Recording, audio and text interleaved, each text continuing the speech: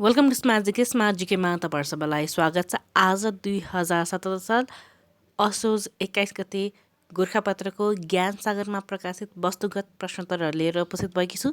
मेरो नाम हो श्रद्धा शेषजा र वस्तुगत प्रश्नोत्तरहरूको पहिलो प्रश्नमा रहेको छ, नेपाल प्रहरी र प्रदेश प्रहरी कार्य सञ्चालन, सुपरिवेक्षण र समन्वय पहिलो संशोधन अध्यादेश 2077 कहिले जारी भएको हो? विक्रम सम्वत 2077 असोज 12 गते काठमाडौँ उपत्यकाको शान्ति सुरक्षा तथा अपराध नियन्त्रणका लागि गठित महानगरीय प्रहरी कार्यालयको नाम सङ्घीय राजधानी प्रहरी बनाएको हो। यसअघि महानगरीय प्रहरी कार्यालयलाई बागमती प्रदेश प्रहरी अन्तर्गत रहने गरी व्यवस्था गरिएको थियो। सङ्घीय राजधानी प्रहरीको नेतृत्व प्रहरी नायब महानिरीक्षक डिआइजीबाट हुने व्यवस्था गरिएको छ। अध्यादेश जारी भएसँगै उपत्यकाको सुरक्षा जिम्मेवारी सम्बन्धी विषय टुङ्गिएको छ, जसअनुसार मूल ऐनको दफा 10 क थप गर्दै भनिएको छ। दफा 8 र 9 मा जुनसुकै कुरा लेखिएको भए पनि काठमाडौँ, ललितपुर र भक्तपुर जिल्लामा प्रदेश प्रहरीको काम, कर्तव्य र अधिकारको प्रयोग तथा प्रदेश प्रहरीले अनुसन्धान गर्ने कसुरको अनुसन्धान समेत नेपाल प्रहरीले गर्नेछ। नेपाल प्रहरीबाट सम्पादन हुने कामका लागि उपत्यकाका 3वटै जिल्लामा नेपाल प्रहरी अन्तर्गतका प्रहरी कार्यालय रहनेछन्। यस्तै अध्यादेशले नेपाल प्रहरीले अनुसन्धान गर्ने सूचीबाट अध्यागमन सम्बन्धी कसुर हटाएको छ।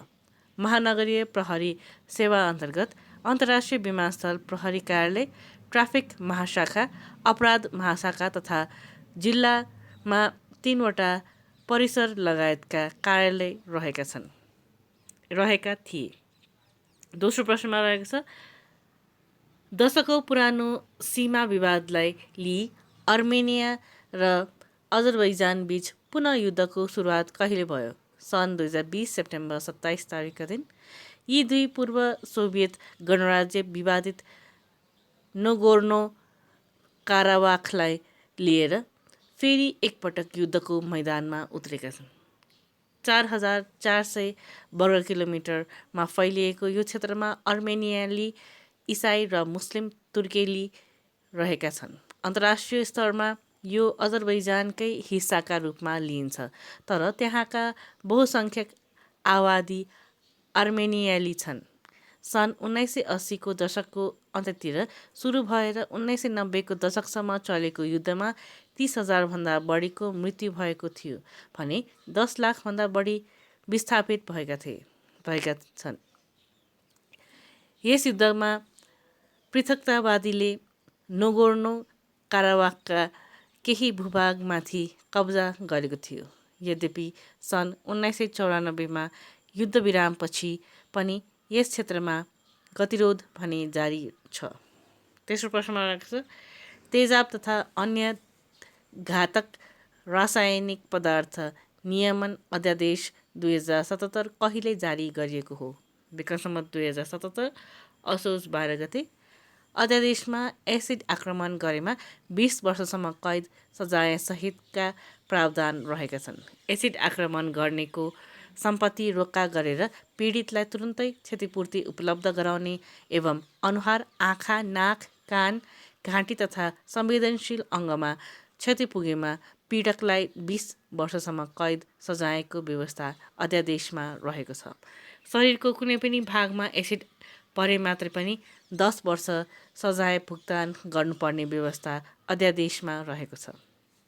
एसिड बिक्रीका लागि जिल्ला प्रशासन कार्यालयबाट अनुमतिपत्र लिनुपर्ने, हरेक वर्ष अनुमतिपत्र नवीकरण गर्नुपर्ने, अन्य पेय पदार्थको बोतलमा एसिड राख्न नपाइने व्यवस्था पनि अध्यादेशमा गरिएको छ। सिल गरिएको बोतलमा मात्र एसिड बेच्न पाइने र खुला रूपमा बिक्री वितरण पूर्ण बन्देज गर्ने अध्यादेशले व्यवस्था गरेको छ। विक्रेताले आफूले ल्याएको एसिडको परिमाण खुल्ने परिचय पत्रको फोटोकपी समेत राख्नुपर्ने। त्यस्तै एसिड आक्रमण गर्नेको सजाय मिनाहा गर्न नपाइने। एसिड आक्रमणका मुद्दालाई अदालतले प्राथमिकतामा राखेर किराना लगाउनु पर्ने। आक्रमणकारीबाट उपचार खर्च गराउनु पर्ने। जरिवाना बापतको रकम अदालतबाट फैसला भएको मितिले 35 दिनभित्र दाखिला नगरे अपराधीको सम्पत्तिबाट असुल गर्नुपर्ने व्यवस्था अध्यादेशमा रहेको छ। त्यसै अर्को प्रश्न रहेको छ, पोखरा विश्वविद्यालयको उपकुलपतिमा को नियुक्त हुनुभयो? प्राध्यापक डाक्टर प्रेम नारायण अर्याल 2077 असोजमा। त्यस्तै अहिले सरकारले मुख्य सचिवमा कसलाई नियुक्त गरेको छ? शङ्कर दास बैरागीलाई। विक्रम सम्वत 2077 असोज 15 को मन्त्री परिषद बैठकले बैरागीलाई मुख्य सचिवमा नियुक्त गरेको हो। उहाँ यसअघि परराष्ट्र सचिवमा कार्यरत रहनु भएको थियो। पर्वत जिल्लामा 2023 सालमा जन्मनुभएका बैरागीले 2044 सालमा नायब सुब्बाबाट परराष्ट्र सेवा सुरु गर्नुभएको थियो। त्यसै अर्को प्रश्नमा रहेको छ, प्रदेश 1मा सञ्चालनमा आएको पहिलो 5 तारे होटल कुन हो? Hotel Mechi crown. एसियाली राजमार्गमा जोडिएको नेपालको पूर्वी सीमा मेचीनगरमा पर्यटक लक्षित 5 तारे होटल सञ्चालनमा आएको हो। त्यसै नेपालमा विद्युतीय भुक्तानी प्रणालीको सुरुवात गर्ने पहिलो ब्याङ्क कुन हो? Nobel bank. प्रकृति संरक्षण शिक्षालयको स्थापना कहाँ गरिएको छ? चितवनको कसरामा। त्यसै मोबाइल उत्पादन गर्ने विश्वकै पहिलो कम्पनी कुन हो? मोटोरोला अमेरिका सन् 1973 अप्रिलमा। त्यस्तै साइकल सिटी घोषणा गरिएको नेपालको पहिलो नगर कुन हो? धरान विक्रम सम्वत 2069 मङ्सिर 19 गते। त्यस्तै कुन पर्वत क्षेत्रलाई मोडदार पर्वत क्षेत्र भनी चिनिन्छ? महाभारत पर्वतलाई। त्यस्तै मोडदार पहाडको माथि उठेको भागलाई प्रतिनति भनिन्छ भने तल भासिएको भागलाई के भनिन्छ? सन्नति।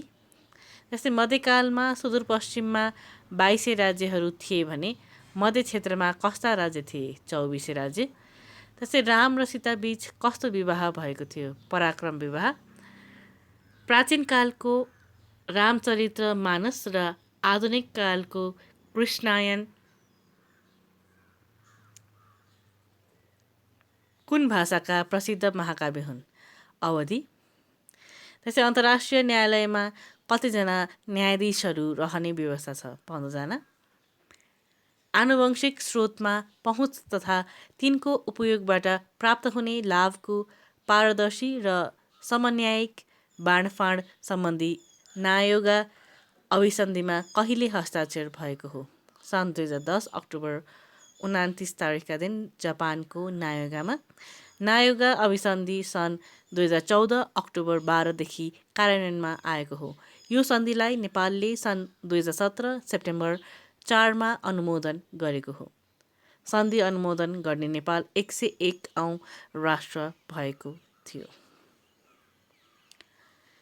त्यस्तै कुनै सैनिक गुटमा आबद्ध नभई अन्तर्राष्ट्रिय शान्तिको मान्यतालाई आत्मसात गरी तटस्थ रहने नीतिलाई के भनिन्छ? असंलग्न नीति। नेपालको राष्ट्रिय जनगणना 2068 अनुसार सबैभन्दा बढी जनसङ्ख्या भएका 5 सहर कुन कुन हुन्? क्रमशः काठमाडौँ, पोखरा, ललितपुर, विराटनगर र भरतपुर। त्यस्तै नाइजेरियामा भएको 1 दशकमा आतङ्कवादी गतिविधिका कारण कति नागरिक बेपत्ता भए? 22,000। 1 दशक अघि आतङ्कवादी सङ्गठन बोको हरामले आक्रमण सुरु गरेदेखि हालसम्म करिब 22,000 नाइजेरियाली नागरिक बेपत्ता भएका छन्। अन्तर्राष्ट्रिय रेड क्रस ICRCले सन् 2019 सेप्टेम्बर 12मा सार्वजनिक गरेको प्रतिवेदनमा यो तथ्य उजागर भएको हो। यति ठुलो सङ्ख्यामा बेपत्ता नागरिकको सूची सार्वजनिक भएको यो पहिलो हो। सन् 2009देखि नाइजेरियामा बोको हरामले सशस्त्र हिंसात्मक आन्दोलन चलाएको छ, जसकारण 27,000को मृत्यु भइसकेको छ भने करिब 20 लाख मानिस विस्थापित भएका छन्। त्यस्तै अर्को प्रश्न रहेको छ, नेपाल भाषाका महाकवि भनी कसलाई चिनिन्छ? सिद्धिदास अमात्य। कवि व्यक्तित्वका साथै एक उच्च कोटिका विचारकका रूपमा समेत चिनिने महाकवि सिद्धिदासको 2077 भदौ 30मा 153औं जन्म जयन्ती मनाइएको छ। सिद्धि रामायण, सज्जन हृदयाभरण लगायतका महाकाव्यका सर्जक सिद्धिदासका 50 भन्दा बढी कृति प्रकाशित भएका छन्। त्यस्तै नेपालको नयाँ राष्ट्रिय स्वास्थ्य नीति कहिले सार्वजनिक भयो? विगत सम्मत 2076 असार 16 गते। स्वास्थ्य सेवालाई सर्वसुलभ, प्रभावकारी तथा गुणस्तरीय बनाउन जनसङ्ख्या, भूगोल र सङ्घीय संरचना अनुसार दक्ष जनशक्तिको विकास तथा विस्तार गर्ने उद्देश्यका साथ यो नीति ल्याइएको हो। यो नीति स्वास्थ्य प्रणालीको विकासको मार्गचित्रका रूपमा रहेको छ। त्यस्तै लोकसेवा आयोगले कहिलेबाट लागू हुने गरी अप्राविधिक तर्फका राजपत्राङ्कित प्रथम श्रेणी नायब सुब्बा र द्वितीय श्रेणी खरिदार पदका लागि प्रवेश परीक्षाको व्यवस्था गरेको हो।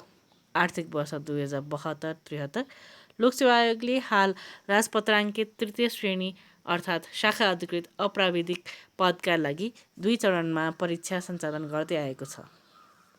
त्यस्तै अर्को प्रश्न रहेको छ, नेपाल सरकारद्वारा हेलो स्वास्थ्य कार्यक्रम कहिलेदेखि सुरु गरिएको हो? विगत सम्मत 2069 कार्तिक 29 गते।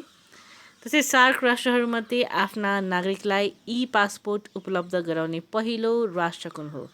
मालदिभ्स सन् 2007 त्यस्तै भारतको सुनौलीदेखि कालीगण्डकी हुँदै कोरला नाका मार्फत चीन जोड्ने मार्ग कालीगण्डकी करिडोरको लम्बाइ कति रहेको छ? 435 किलोमिटर। करिडोर निर्माणले नेपाललाई दुवै छिमेकी देश भारत, चीन तथा तेस्रो देशसँग व्यापार विस्तारमा सहयोग पुग्ने विश्वास गरिएको छ। त्यस्तै अर्को प्रश्नमा रहेको छ, मुलुकबाट सबै प्रकारका बालश्रम अन्त्य गरी बालश्रम रहित राष्ट्र बनाउने उद्देश्य अनुरूप बालश्रम निवारण राष्ट्रिय गृह योजना 2075 2085 कहिलेदेखि लागू गरिएको छ? विगत सम्मत 2075 साउन 1 गते। विगत सम्मत 2075 असार 24 को मन्त्री परिषदले स्वीकृत गरी साउन 1 देखि लागू भएको यो गृह योजनाले विगत सम्मत 2079 सम्ममा अमर्यादित र निकृष्ट बालश्रम र योजना अवधिमा सबै प्रकारका बालश्रम अन्त्य गर्ने लक्ष्य लिएको छ।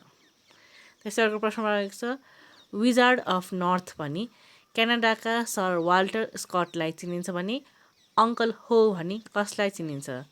हो ची मिन भियतनामका हुनुहुने। त्यसै अर्को प्रश्नमा रहेको छ, नेपालमा पहिलो पटक टेस्ट ट्युब प्रविधिबाट शिशुको जन्म कहिले भयो? विगत सम्मत 2061 फागुन 20 गते ओम हस्पिटलमा। नेपालका प्रथम टेस्ट ट्युब बेबी ओम मणि तामाङ हुन्। आइभीएफ प्रविधिबाट नेपालमा हालसम्म 500 भन्दा बढी टेस्ट ट्युब बेबीको जन्म भइसकेको छ। यो प्रणाली अनुसार पुरुषको शुक्रकीट र महिलाको डिम्ब झिकेर टेस्ट ट्युबमा कृत्रिम गर्भधान गराउने र भ्रूणको विकासपछि महिलाको पाठीघरमा राखेर सन्तान जन्माउने गरिन्छ। विश्वमा पहिलो टेस्ट ट्युब बेबी लुइस ब्राउनको जन्म सन् 1978 जुलाई 25मा भएको थियो। जस्तै आजको अन्तिम प्रश्नमा रहेको छ, शक्ति संरक्षणको सिद्धान्त भन्नाले के बुझिन्छ? शक्तिलाई एक रूपबाट अर्को रूपमा परिवर्तन गर्न सकिने तर उत्पन्न वा विनाश गर्न नसकिने। हस्तै प्रश्न साथै आजको भिडियो यहीँ टुङ्गाउन चाहन्छु। जाँदा जाँदै स्मार्ट कार्य एकाडेमी स्मार्ट जिके नेपालको पहिलो र नम्बर 1 अनलाइन इन्स्टिट्युटमा हाल विभिन्न अनलाइन लाइभ क्लासेसहरू सञ्चालन भइरहेका छन्। लिन चाहनुहुन्छ भने 9869995445 मा सम्पर्क गर्नुहोला अथवा हाम्रो अफिसियल वेबसाइट www.smartgkonline.com भिजिट गर्न सक्नुहुनेछ।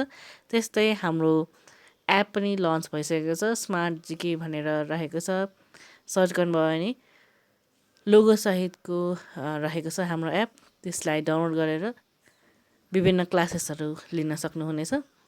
र म पनि अब फेसबुक पेजमा अभाइलेबल छु, त्यसको लिङ्क डिस्क्रिप्सन बक्समा रहेको छ, लाइक फलो मेसेज गर्न सक्नुहुनेछ। र यदि हाम्रो भिडियोहरू मन परिरहेको छ भने लाइक, सब्सक्राइब, कमेन्ट, सजेस्ट र सेयर गर्दैन होला। धन्यवाद।